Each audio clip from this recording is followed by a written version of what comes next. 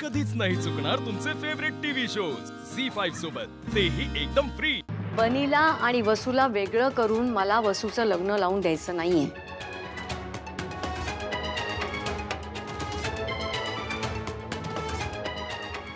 आपण वेगळं स्थळ पाहू ना।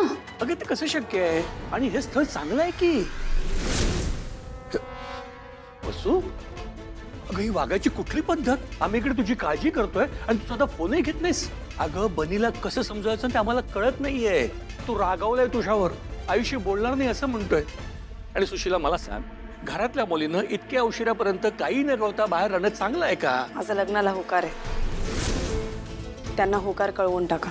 तुझा होकार असेल तो असेल, पण उशीर होते कळवलं का नाहीस? अहो असं काय करताय? पोरगी स्वतःच्या तोंडाने हो म्हणाली आहे लग्नाला। वसू खरं आहे ना?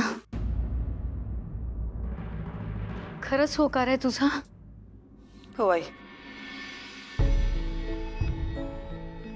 तुझं म्हणणं पटलंय मला आई। मी कितीही प्रयत्न केले ना तरी बनीच्या आयुष्यातली त्याच्या बाबाची जागा नाही घेऊ शकत।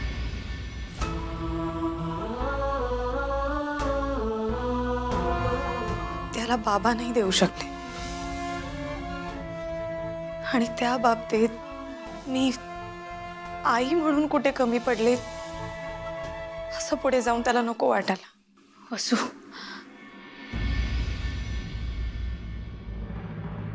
आज प्रश्न विचारायला लागला ग तो, असे प्रश्न ज्याची उत्तरच नाही आहेत माझ्याकडे। तो जसा जसा मोठा होईल तसे त्याचे प्रश्न वाढतील आणि त्या प्रश्नांबरोबर त्याच्या मनात माझ्याविषयी राग। मला वाटलं होतं मी एकटी पुरेशी आहे त्याला सांभाळायला, पण नाही। बहुतेक नाही बाबा, मला वाईट नाही वाटत आहे आणि तुम्ही पण वाईट नका वाटून घेऊ। मी बनीला त्याचे बाबा देऊ शकेन याचा जास्त आनंद आहे मला। हे लग्न करते ते फक्त आणि फक्त बनीसाठी, त्याला त्याच्या बाबाचं प्रेम मिळावं यासाठी। वसू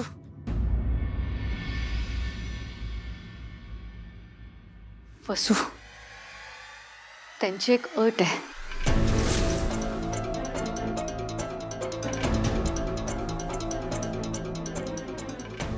अट? कसली अट? तुम्ही माझ्याबद्दल सगळं खरं सांगितलंय ना त्यांना?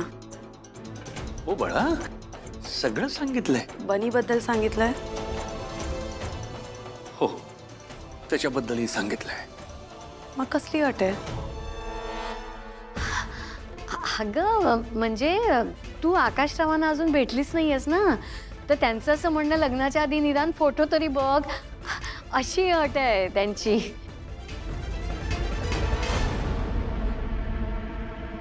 झी5 ॲप डाउनलोड करा आणि पहा सर्व एपिसोड्स एकदम फ्री।